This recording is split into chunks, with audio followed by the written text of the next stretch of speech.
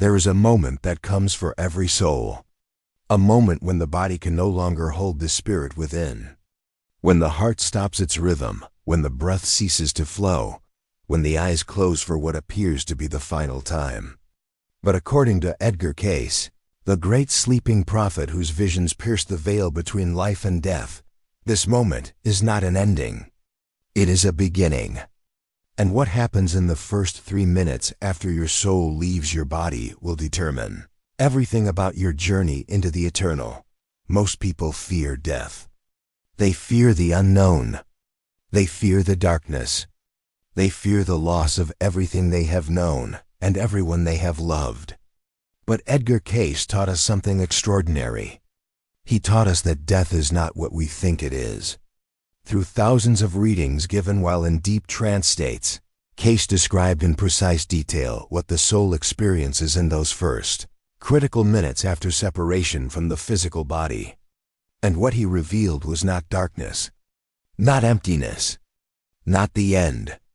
What he revealed was a continuation so profound, so filled with light and understanding, that those who truly grasp it no longer fear what lies ahead.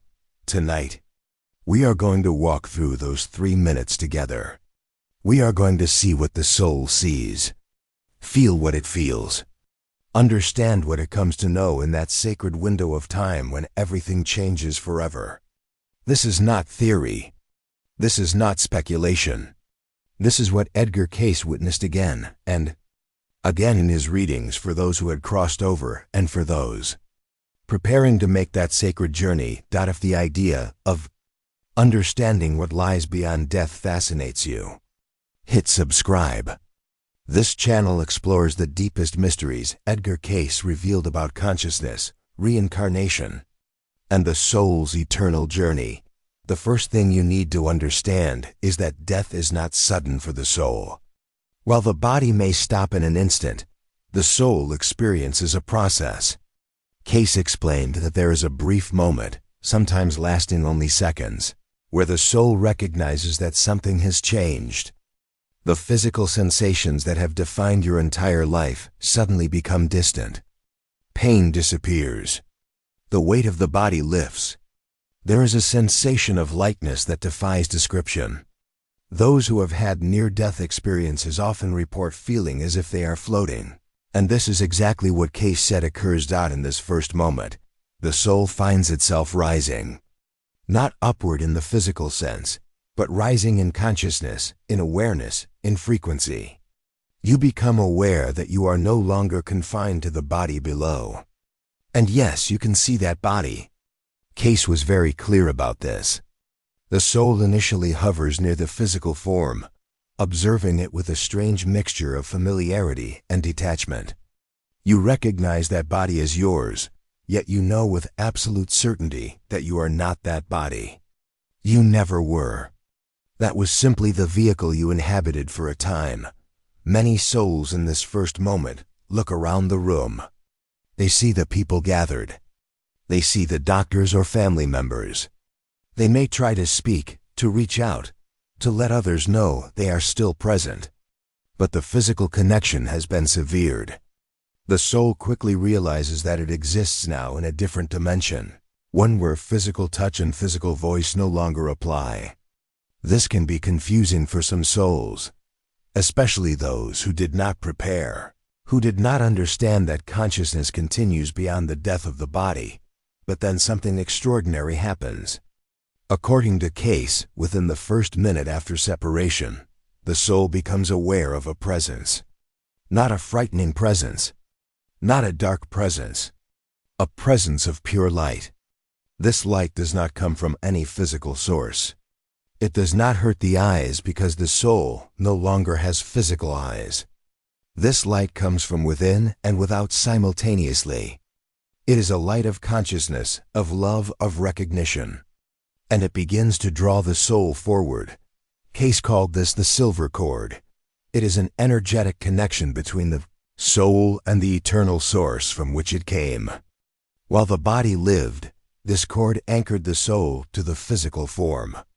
But now, with the body released, the cord begins to glow with brilliant silver light. pulling the soul gently but insistently toward home. This is not a journey through physical space. It is a journey through dimensions of consciousness. And the soul moves along this silver pathway with increasing speed and clarity. Some people describe this as a tunnel. They see darkness around the edges and light at the end. Cayce explained that this tunnel effect is simply the soul's perception as it moves through different levels of awareness. The darkness represents the material plane being left behind. The light represents the spiritual planes being approached. And in between is a passage, a transition, a sacred movement from one state of being to another.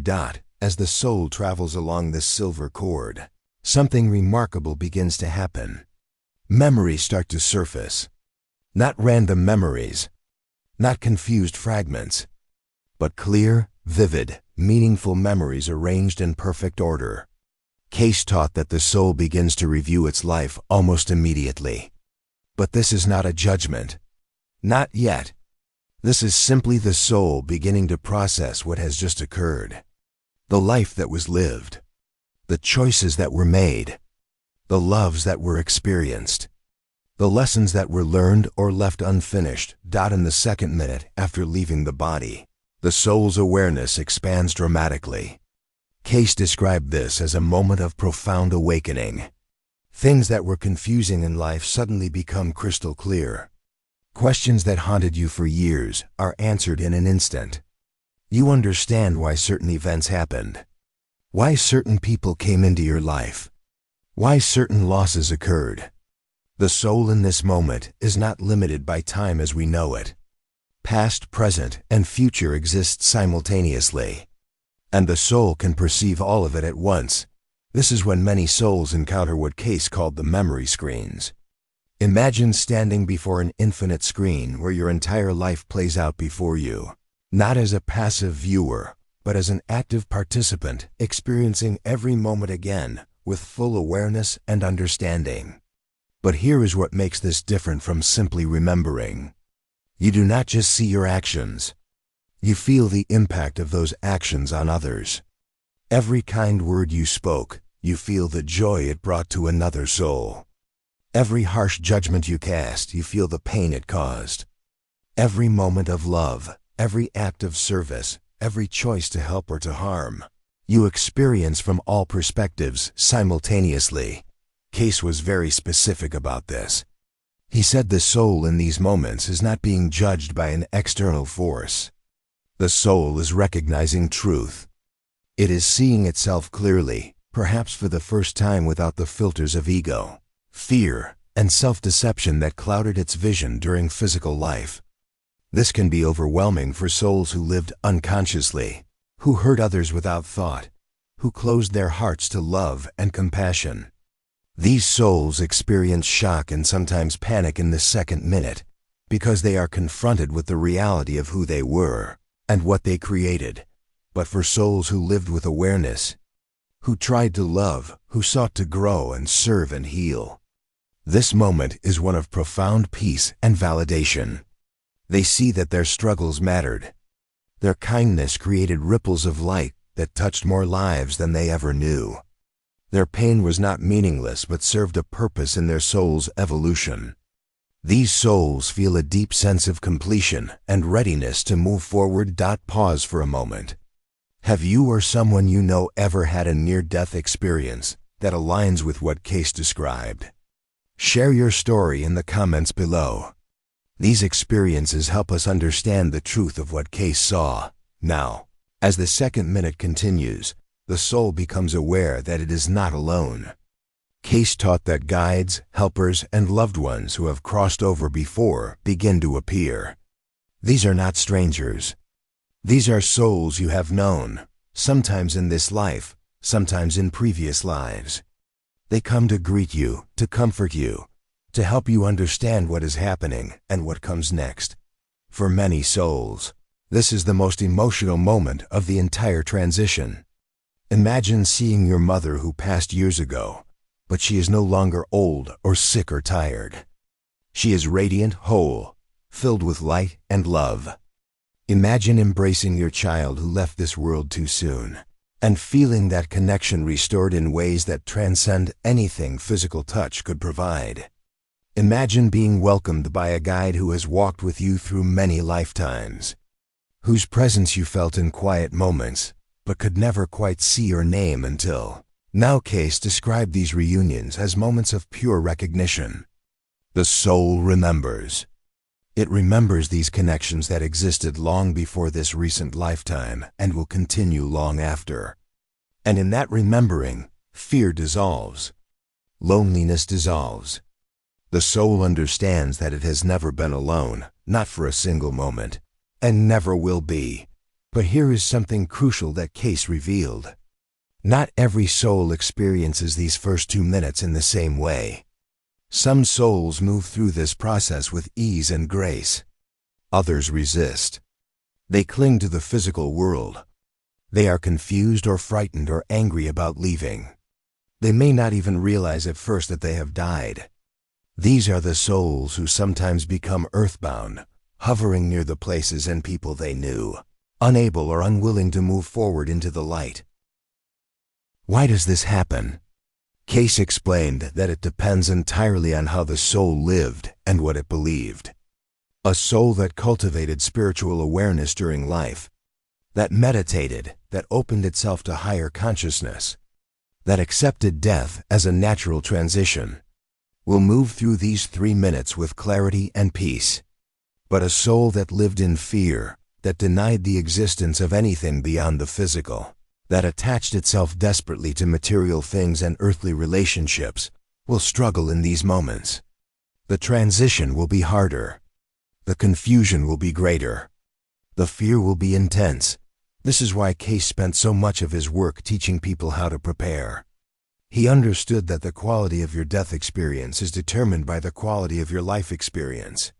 Not whether you were rich or poor, successful or struggling, but whether you lived consciously, whether you loved deeply, whether you recognized yourself as an eternal soul temporarily housed in a temporary body. As the second minute draws to a close, something shifts. The soul has now seen its life. It has been greeted by loved ones. It has begun to remember its true nature. And now it approaches a threshold. Cayce described this threshold as a boundary between the earthly planes and the higher spiritual planes. It is a point of decision, though not always a conscious one. The soul must let go fully of its attachment to the physical world to cross this threshold. And this is where the 3rd minute becomes critical. The 3rd minute after leaving the body is what Edgar Cayce called the truth window. This is the moment when the soul stands at the absolute border between the life it knew and the eternal reality it is about to enter fully. Everything that happens in this minute will shape the entire journey that follows. And Cayce was adamant that this minute, more than any other, reveals who you truly are at the deepest level of your being. In this 3rd minute, the soul faces a choice. Not a choice imposed from outside, but a choice that emerges from within. The soul must decide whether to move forward into the light or to turn back toward the physical plane. Now you might wonder why any soul would choose to turn back. Why would anyone refuse the peace, the love, the light that awaits? Cayce explained that some souls are not ready. They carry burdens of guilt, regret, or unfinished business that weigh so heavily they cannot rise into the higher frequencies. They feel unworthy. They fear facing the truth of what they created in life.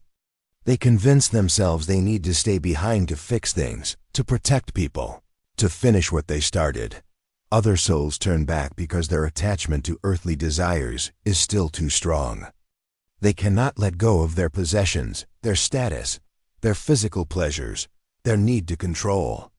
These souls become trapped in the lower astral planes, wandering in confusion, sometimes for what seems like years in earthly time, until they finally release their grip on what no longer serves them, but for the soul that is ready, the soul that has prepared.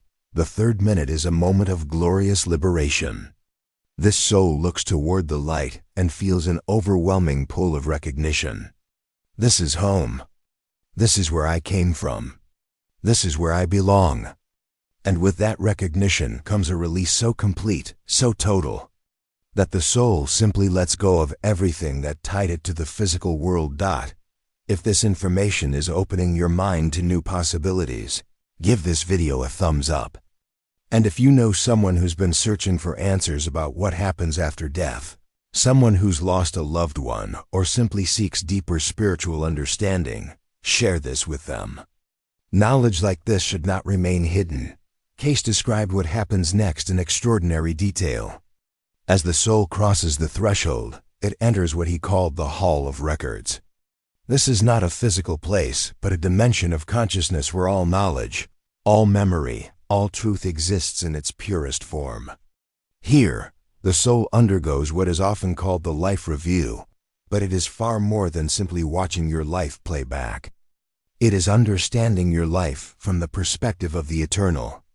It is seeing how every choice you made either brought you closer to your soul's purpose or pulled you further away. In the Hall of Records, you stand before what some traditions call the Book of Life. Cayce said this is the Akashic record of your soul's journey, not just through this one lifetime, but through all lifetimes. You see the patterns. You see the lessons you came to learn. You see the karma you created and the karma you resolved. You see the souls you agreed to meet and the contracts you made before you were even born into this most recent life. And here is what Cayce stressed again and again. This review is not conducted by a judgmental God sitting on a throne, deciding whether you go to heaven or hell. You are not judged by anyone except yourself. You are the one who determines whether you lived in alignment with your soul's highest purpose. You are the one who feels the consequences of your choices. You are the one who decides what comes next. For souls who lived with love, who served others, who grew in consciousness, who healed old wounds and forgave old hurts, this review is affirming and peaceful. They see that their life mattered. They accomplished what they came to do, or they made genuine progress toward it. These souls feel ready to move forward, to rest, to learn, to prepare for whatever comes next in their eternal journey. But for souls who lived in fear, who caused harm, who refused to grow, who wasted the precious gift of physical life on selfishness and unconsciousness, this review can be devastating. They see clearly what they could have been and what they chose instead. They feel the pain they inflicted. They recognize the opportunities they missed. And they must sit with that awareness until they are ready to face it fully and make amends. Cayce taught that after the life review, the soul enters a period of rest and reflection. How long this period lasts varies greatly. Some souls need only a brief rest before they are ready to continue learning and evolving in the spiritual planes. Other souls need extensive healing, especially those who died traumatically or who carried deep wounds from life. The spiritual realm is infinitely compassionate. No soul is rushed. No soul is abandoned. Every soul is given exactly what it needs to heal and grow. What Edgar Cayce revealed about these first 3 minutes is not just theory. It is a map for the most important journey you will ever take. And there is so much more he discovered about preparing your soul for this transition. Now let us talk about what all of this means for you right now, in this moment, while you are still living in a physical body. Because the most important thing Edgar Cayce taught about death is that how you prepare during life determines everything about what you experience after life. The first 3 minutes after your soul leaves your body are not random. They are a direct reflection of the consciousness you cultivated while you were here. Think about this carefully. If you live your entire life in fear, denying the existence of the soul, clinging desperately to material things, refusing to face your own darkness, then when death comes, your soul will be unprepared. Those first 3 minutes will be filled with confusion, resistance, and terror. You will not recognize the light. You will not trust the guides who come to help you. You will not understand what is happening. And you may end up trapped in the lower planes, replaying your fears and regrets until you finally learn to let go. But if you live your life with awareness, If you meditate and pray and seek to understand your true nature, if you practice forgiveness and compassion, if you release attachment to things that do not matter and embrace what does, then when death comes, your soul will be ready. Those first 3 minutes will be smooth, peaceful, even joyful. You will recognize the light immediately because you have been cultivating that light within yourself all along. You will trust the process because you have learned to trust the universe. You will move through the transition with grace because you have been practicing that. Grace every day of your life. Cayce was very specific about the practices that prepare the soul for death. First, he recommended daily meditation, not as a religious obligation, but as a way of quieting the mind and connecting with your eternal self. In meditation, you practice letting go of physical sensations, mental chatter, and emotional turbulence. You learn to exist in pure awareness. This is exactly the skill you will need when your soul separates from your body. If you have never practiced this during life, it will be overwhelming in death. But if you meditate regularly, the transition will feel natural, almost effortless. Second, Cayce taught the importance of forgiveness. He said that unresolved anger, resentment, and blame create heavy, energetic chains that bind the soul to the physical plane. When you die carrying these burdens, they will pull you back, preventing you from moving freely into the light. This is why so many spiritual traditions emphasize forgiveness. It is not about excusing harmful behavior. It is about freeing your own soul from the weight of holding on to pain. Every person you forgive, every grudge you release, every old wound you allow to heal, lightens your soul and prepares it for a peaceful transition. Third, Cayce emphasized living with purpose and service. He taught that souls come to earth to learn specific lessons and to contribute something meaningful. When you live with purpose, when you use your gifts to help others, when you see your life as an opportunity for growth rather than just a random series of events, you align yourself with your soul's intentions. And when death comes, you will look back on your life with satisfaction rather than regret. You will know that you did what you came here to do. Fourth, Cayce spoke often about the power of love. He said that love is the highest vibration, the closest energy to the divine source from which all souls come. When you love deeply, truly, unconditionally, you raise your soul's frequency. You become more aligned with the spiritual planes. And when you die, that love becomes a bridge that carries you effortlessly into the light. The souls who have the easiest, most beautiful death experiences are not the ones who were perfect or never made mistakes. They are the ones who loved, who opened their hearts, who allowed themselves to connect deeply with others despite the risk of pain. Finally, Cayce taught that understanding reincarnation and the eternal nature of the soul removes the fear of death. When you know with absolute certainty that you are an eternal being having a temporary physical experience, death loses its power over you. You see it not as an end but as a transition, like moving from one room to another in an infinite house. This understanding allows you to live more fully, more courageously, more joyfully, because you are not constantly running from the inevitable. You accept it. You prepare for it. And when it comes, you welcome it as the next chapter in your endless journey. So what does the soul see in the first 3 minutes after leaving the body? It sees truth. It sees love. It sees the consequences of every choice it made. It sees the eternal nature of its own being. It sees loved ones waiting. It sees the path forward into the light or the attachment that holds it back.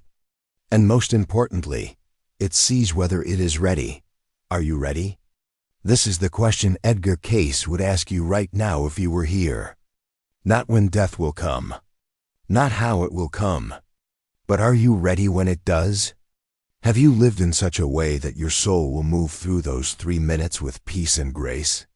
Have you released what needs to be released? Have you forgiven who needs to be forgiven? Have you loved who needs to be loved? Have you served the purpose you came here to serve? These are not easy questions. But they are the most important questions you will ever answer. Because death is coming for all of us. It does not matter how much money you have, how much power you hold, how much you try to avoid it. The moment will come when your heart stops, your breath ceases, and your soul begins its journey. And in that moment, nothing will matter except the consciousness you cultivated while you were here. Cayce taught that death is not something to fear, but something to prepare. For with the same care and intention you would bring to any important journey, you would not travel to a foreign country without learning about the language, the culture, the customs. Why would you approach the greatest journey of your existence with ignorance and fear? The soul that dies prepared dies peacefully. The soul that dies unprepared suffers unnecessarily. It is that simple. One of the most profound things Cayce revealed is that the first 3 minutes after death are also the first 3 minutes of your next phase of existence.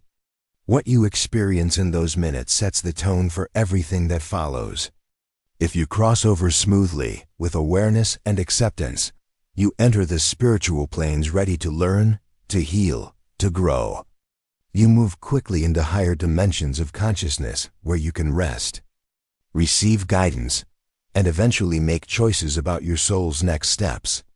Whether that means reincarnating into another physical life or continuing your evolution in the spiritual realms. But if you struggle in those first 3 minutes, if you resist or panic or refuse to let go, you may spend a long time in the lower astral planes, which are filled with souls who are confused, lost, or still clinging to earthly attachments. These planes are not hell in the traditional sense. They are simply dimensions where souls who are not ready for the higher light must remain until they do the inner work necessary to release their burdens and rise. Cayce also revealed something that brings great comfort to many people. He said that no soul is ever forced to move faster than it is ready to move. The spiritual realm operates on principles of perfect love and perfect patience. If you die and you need time to adjust, to grieve your own passing, to say goodbye to loved ones, to process what happened, you are given that time. Guides and helpers surround you, offering support and wisdom, but they never force you forward. You move at your own pace. However, Cayce also warned that souls can become stuck. If a soul refuses help, rejects the light, and insists on clinging to the physical world, it can remain earthbound for a very long time. These are the souls that become what we call ghosts or spirits. They are not evil. They are simply lost, trapped by their own fear and ignorance. Eventually, every soul moves forward. No soul is lost forever. But the suffering that comes from resisting the natural process of transition can be immense and prolonged. This is why what you believe matters so much. If you believe that death is the end, that there is nothing beyond the physical, your soul will be shocked and disoriented when it discovers that consciousness continues. If you believe in a punishing God who will condemn you for your mistakes, your soul will create that experience through its own fear and guilt. But if you believe in an infinite loving universe that supports your soul's growth through countless lifetimes, your soul will relax into that truth and move forward with trust and confidence. Your beliefs shape your reality in life, and they shape your reality in death. This is why Cayce spent so much effort teaching people to examine their beliefs, to release limiting and fear-based ideas, and to embrace a spiritual worldview based on love, growth, and eternal life. He knew that changing your beliefs changes your entire death experience. Let me share something else Cayce revealed that is deeply important. He said that how you die matters, but not in the way most people think. Whether you die young or old, suddenly or slowly, peacefully or violently, these circumstances affect the physical experience, but not the soul's ultimate journey. What matters is the state of consciousness you are in when you die. A person who dies suddenly in an accident, but who lived with awareness and love, will have a smoother Transition than a person who dies peacefully in their sleep, but who lived in fear and hatred. This is incredibly liberating. It means you do not have to fear the matter of your death. You do not have to worry about dying alone, or dying in pain, or dying before you feel ready. What you need to focus on is who you are becoming right now. The consciousness you are cultivating in this moment is the consciousness that will carry you through those first 3 minutes and beyond. Cayce also taught that souls often know when death is approaching. On a subconscious level, the soul begins to prepare. You may have dreams of deceased loved ones. You may feel drawn to resolve old conflicts. You may experience a sudden urge to express love to the people in your life. These are signs that your soul is getting ready, that it is starting to loosen its attachment to the physical body and orient itself toward the spiritual planes. If you pay attention to these signs, you can work with the process consciously, making your transition even smoother. Now, Cayce did not stop at the first 3 minutes. In his readings, he described the entire 40-day journey of the soul, the choices you will face, the guides who will meet you, and most importantly, how to prepare now for the most peaceful transition possible. He spoke of the different levels of the spiritual planes, each one vibrating at a higher frequency, each one offering new opportunities for learning and growth. He spoke of soul groups, the families of souls who travel together through many lifetimes, supporting each other's evolution. He spoke of the process of planning your next incarnation, choosing the circumstances and challenges that will best serve your continued growth.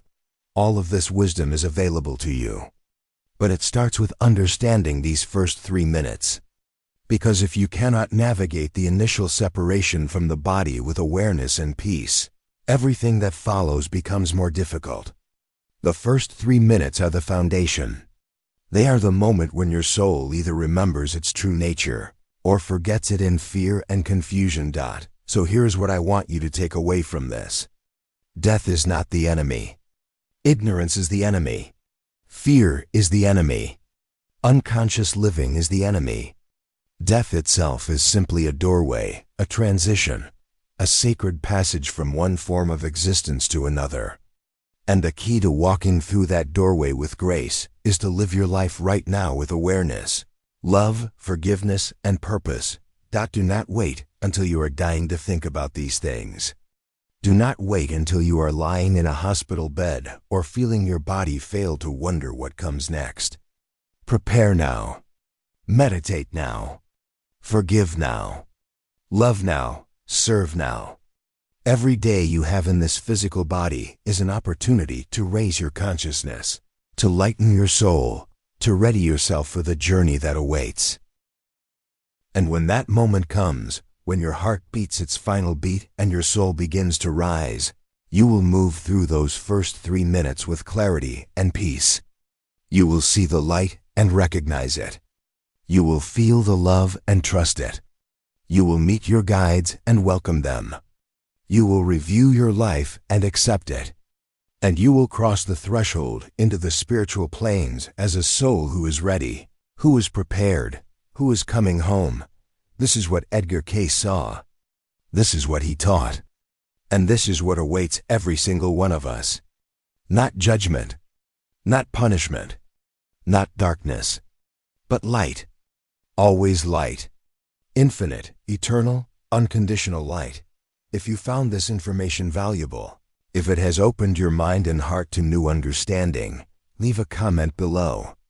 Share what resonated with you. Share your questions. Share your own experiences with loved ones who have crossed over, or moments when you felt the presence of something beyond the physical. These conversations matter. They help all of us prepare for the journey. And remember, you are not alone. You have never been alone. Your soul is held in the hands of an infinitely loving universe that wants nothing more than your growth, your healing, your return to the light from which you came. Trust that. Live in that truth. And when your time comes to leave this body, you will do so with the grace and peace of a soul who knows it is going home.